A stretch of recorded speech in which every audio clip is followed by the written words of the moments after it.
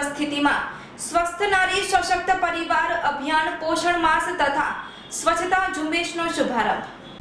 આજરોજ કચ્છના ભુજ તાલુકાના ઢોરી ગામ ખાતેથી કચ્છ મોરબી સાંસદ સભ્ય શ્રી વિનોદભાઈ ચાવડાની મુખ્ય ઉપસ્થિતિમાં આરોગ્ય વિભાગ દ્વારા આયોજિત સ્વસ્થ નારી સશક્ત પરિવાર અભિયાન અને પોષણ માસ તથા જિલ્લા ગ્રામ વિકાસ એજન્સી દ્વારા સ્વચ્છોત્સવનો શુભારંભ કરવામાં આવ્યો હતો। કચ્છના છેવાડાના ગામડાઓ સુધી મહિલાઓમાં સ્વાસ્થ્ય પ્રત્યે જાગૃતિ લાવવા આજથી શરૂ કરીને 2 ઓક્ટોબર સુધી ગ્રામ્ય કક્ષાએ આરોગ્ય કેન્દ્રો તથા આંગણવાડી કેન્દ્રોમાં અનેકવિધ મહિલાઓના સ્વાસ્થ્યલક્ષી નિઃશુલ્ક તપાસ અને નિદાન સારવાર કાર્યક્રમો યોજાશે। જિલ્લા ગ્રામ વિકાસ એજન્સી દ્વારા ગામડે ગામડે સ્વચ્છતાના કાર્યક્રમો યોજાશે। વડાપ્રધાન શ્રીના 75મા જન્મદિવસ નિમિત્તે દેશભરમાં મહિલાઓના સ્વાસ્થ્ય માટે સ્વસ્થ નારી સશક્ત પરિવાર અભિયાન અને 8મા પોષણ માસનો વડાપ્રધાન શ્રીના વરદ હસ્તે વર્ચ્યુઅલી શુભારંભ કરવામાં આવ્યો હતો। વર્ચ્યુઅલી અભિયાનનો પ્રારંભ કરાવતા વડાપ્રધાન શ્રીએ જણાવ્યું હતું કે રાષ્ટ્રની ગતિનો મુખ્ય આધાર મહિલાઓ છે, ત્યારે આપણે સૌએ મહિલાઓના સ્વાસ્થ્ય પ્રત્યે જાગૃત બનવું જરૂરી છે।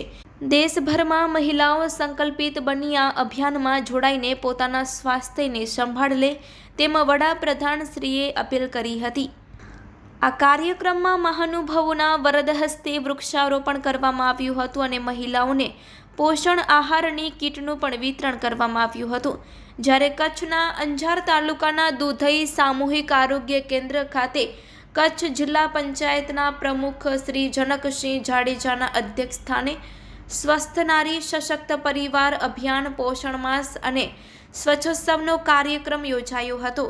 અંજાર ધારાસભ્ય શ્રી ત્રિકમભાઈ છાંગા અને અગ્રણી શ્રી દેવસીભાઈ વરચંદ સાથે પદાધિકારીશ્રીઓ અને અધિકારીશ્રીઓ મોટી સંખ્યામાં સામૂહિક આરોગ્ય કેન્દ્ર દુધઈ ખાતે ઉપસ્થિત રહ્યા હતા। ઢોરી ખાતેના કાર્યક્રમમાં જિલ્લા વિકાસ અધિકારી શ્રી ઉત્સવ ગૌતમ, જિલ્લા આરોગ્ય અધિકારી શ્રી ડૉક્ટર મિતેશ ભંડેરી, સરપંચ શ્રી જશીબેન કાંગી, જિલ્લા પંચાયતના ઉપપ્રમુખ શ્રી મનીષાબેન તેમજ જિલ્લા પંચાયતના પૂર્વ પ્રમુખ શ્રી પારોલબેન કારા અને જિલ્લા પંચાયતના સભ્યશ્રીઓ, તાલુકા પંચાયતના સભ્યશ્રીઓ, આરોગ્ય વિભાગના કર્મચારીશ્રીઓ, પદાધિકારીશ્રીઓ, ડોક્ટર્સ, આંગણવાડી કાર્યકરો તેમજ ગ્રામજનો તથા મોટી સંખ્યામાં નાગરિકો ઉપસ્થિત રહ્યા હતા।